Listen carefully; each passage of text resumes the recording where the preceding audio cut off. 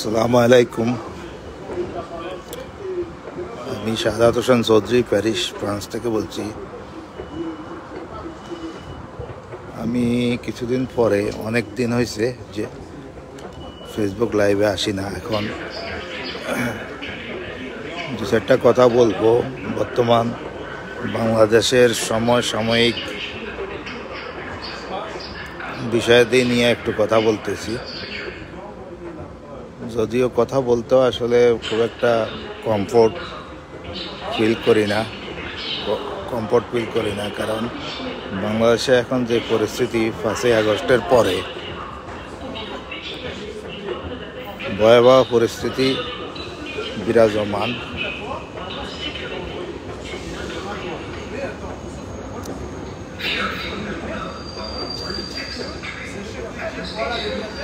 আমাদের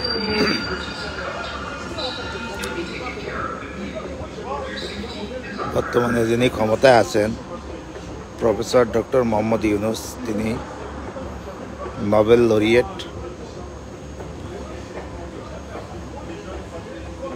লরিয়েট এবং একজন স্বনামধন্য আন্তর্জাতিক খ্যাতি সম্পন্ন ব্যক্তিত্ব।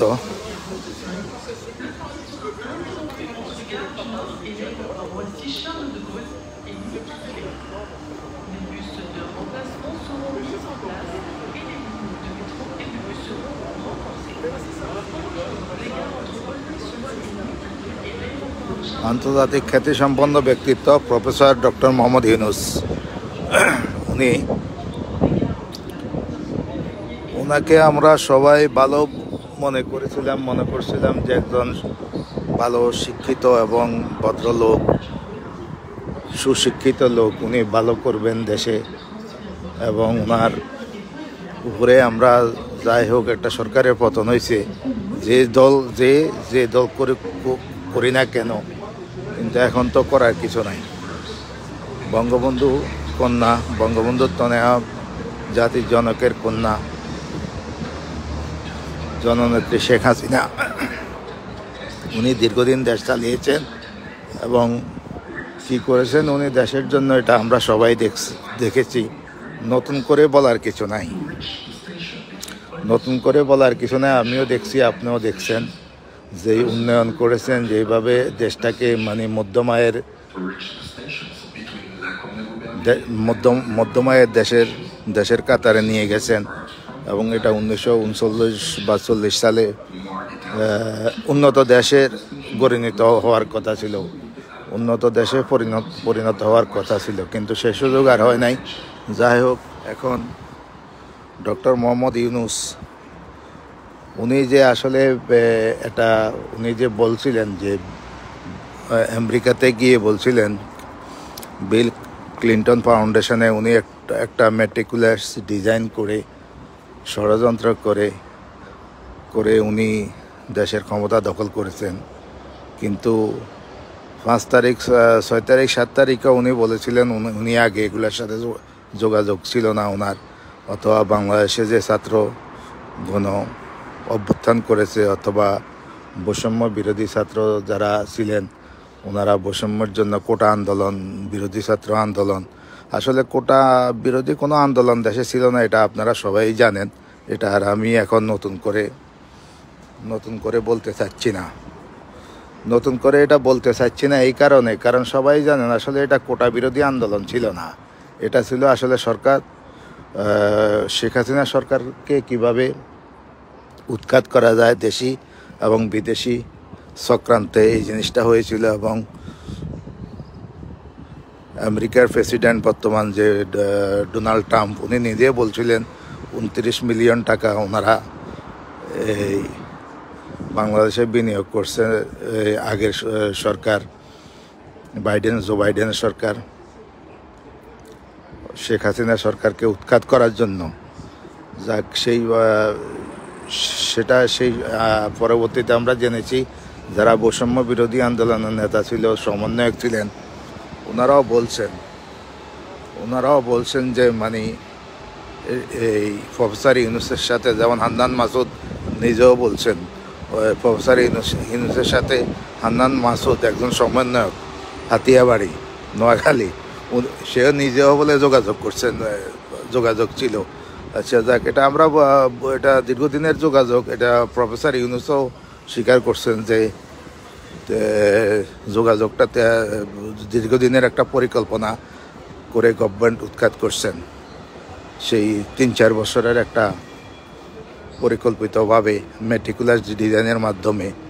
তারপরে তো দেখলেন যে ক্ষমতা এসে সে কী করলো, রিসেট বাটন পুশ করলো, সরকার স্বাধীনতা মানে না, ইন্ডিয়ার সাথে সম্পর্ক খারাপ, তারপরে দেশের মধ্যে একটা চরম মব জাস্টিস, মগের লোকের রাজত্ব কায়েম করছেন। মব জাস্টিসের উনি মব জাস্টিসের প্রতিষ্ঠা করেছেন, যেখানে যাকে পছন্দ হয় না, যেভাবে এই যে বৈষম্য বিরোধী আন্দোলনের যেসব নেতা ছিলেন অথবা যেসব ছাত্র নেতা বলা হয় আর কি, আসলে এরা তো জামাত শিবিরের বাই প্রোডাক্ট ছিল আর কি। জামাত শিবির, হিজবুত তাহেরি, এই যে মাহফুজ আলম, হাসানাত আবদুল্লাহ, সার্জিস আলম, মানে এরকম আরও যারা আছে আর কি, সবাই আসলে দেখা গেছে 138 জন অথবা 40 জন সমন্বয়ক ছিলেন, 138 জন অথবা 140 জন সমন্বয়ক ছিলেন, আমার অ্যাকুরেট ফিগারটা মনে আসছে না। তার মধ্যে 108 জনে ছিল জামাত শিবির এবং হিজবুল তাহরির। জামাত শিবির বিএনপি অথবা তাদের যে দোসর ছিল, তাদের যে সুবিধাভোগী অথবা বেনিফিশিয়ারি যারা ছিলেন আর কি, ওনারাই এই কাজটা করেছিলেন। আচ্ছা যাক, এখন দেখলেন তো কিভাবে মানুষকে মব জাস্টিস, মানুষের জোর করে শিক্ষকদেরকে, তারপর বিচারকদেরকে এই ক্ষমতা থেকে কীভাবে উচ্ছেদ করা হলো, কিভাবে মব জাস্টিস করা হলো, কিভাবে জুতার মালা দেওয়া হলো এই হাসনাত, সার্জিস, এরা সবাই মিলে আর কি। তারপরে কিভাবে টিভিগুলো দখল করা হলো, সময় টিভিতে একসাথে 10 জন সাংবাদিকের চাকরিচ্যুত করা হলো, এখনও সেটা করতেছে। এবং সেখানে আমাদের সংস্কৃতি উপদেষ্টা আছে, কালচারাল অ্যাডভাইজার গোলাম সরোয়ার ফারুক, উনিও আছেন। উনি তো শেষে এই যে লাস্টে 3জন সাংবাদিকের চাকরিচ্যুত করছেন, ওনাকে নাকি উল্টো সিধা প্রশ্ন করার জন্য। আচ্ছা যাক, এখন এই হইল দেশের অবস্থা। এখন তাদের নাটক তো একটার পর একটা, সার্জিস আলমের নাটক, তারপরে তারা কিভাবে চাঁদাবাজি করতেছে, কিভাবে কোটি কোটি টাকা খরচ করে ইফতার পার্টি দিতেছে, 150টা গাড়ি নিয়ে তারা গ্রামে শোডাউন করে, সার্জিস আলম, তারপর হাসানাত আবদুল্লাহ সহ, এগুলো তো সরকার প্রফেসর মোহাম্মদ ইউনূসের যোগসাজশে এবং ওনার পরিকল্পিত, ওই যে বলছেন না যে কি রিসেট বাটন, কি মেটিকুলাস ডিজাইনের মাধ্যমে এগুলো করা হয়েছে।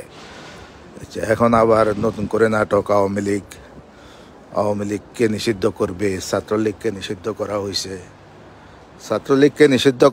আওয়ামী লীগকেও নিষিদ্ধ করবেন। এই কারণে হাসানাত আবদুল্লাহ বিভিন্নভাবে নাটক করতেছেন। পরশু গাজীপুরে উনি নিজে গেছেন জুট কারখানা, জুটের কি যেন গার্মেন্টস দখল করার জন্য, জুটের ব্যবসা, সেখানে যাই আবার একটা নাটক করছেন বাংলা সিনেমা স্টাইলে। আবার কারা 10-12 জন তাকে আক্রমণ করলো হুন্ডা নিয়ে, এবং সেখানে উনি অ্যাক্সিডেন্ট হইল, তার এই অবস্থা আর কি। সবই একটা, আসলে দেশের কথা চিন্তা করলে কি বলবো, বলার মতো কিছু নাই। দেশে এখন যেভাবে মব কালচার চলতেছে, বিচারহীনতা চলতেছে, মানুষের উপর অত্যাচার চলতেছে, অত্যাচারের ধারাবাহিকতা, মানুষের নাভিশ্বাস উঠে গেছে। না বিশ্বাস উঠে গেছে। মানুষ এখন চুরি চিন্তায় ঘরের থেকে বেরোতে পারতেছে না। দিনের বেলাও মানুষ ঘর থেকে বেরোতে পারতেছে না, দিনের বেলাও বেরোতে পারতেছে না, এমন অবস্থায় আছে মানুষ। যাক, তারপরেও চিন্তা করি দেশের জন্য যুদ্ধ করেছিলাম, দেশে মুক্তিযুদ্ধ ছিল, এখন মুক্তিযুদ্ধ, স্বাধীনতা, বাংলা ভাষা সব কিছু জলাঞ্জলি দিয়ে প্রফেসর ডক্টর মোহাম্মদ ইউনূস এখন এগুলা রিসেট বাটন টিপে সেগুলো সব ধ্বংস করে দিতে চাচ্ছে। যাক, এখন আল্লাহ যদি মাফ করে, আল্লাহ যদি আমাদের দেশের দিকে যদি উনি নিজের করে তাকান, ওনার রহমত যদি থাকে, তাহলে হয়তো দেশটা ঠিক রাখা যাবে। দেশের বর্ডার অরক্ষিত,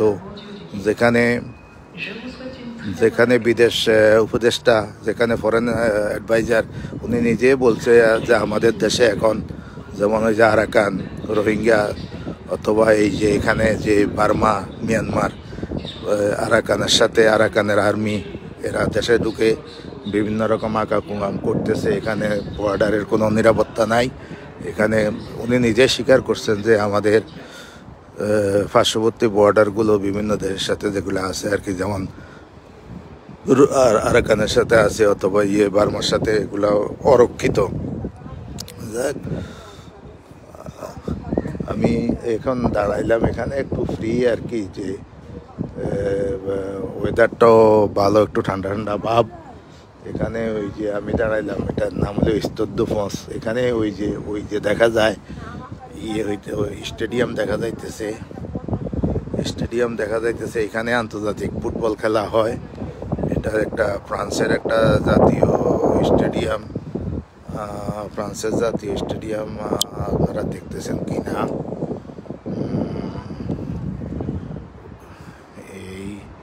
এই স্টেডিয়ামের পাশে এখানে আমি ট্রেন স্টেশনে দাঁড়াইছি আর কি। এই যে জাতীয় স্টেডিয়ামটা দেখা যাইতেছে, ওই যে দেখুন,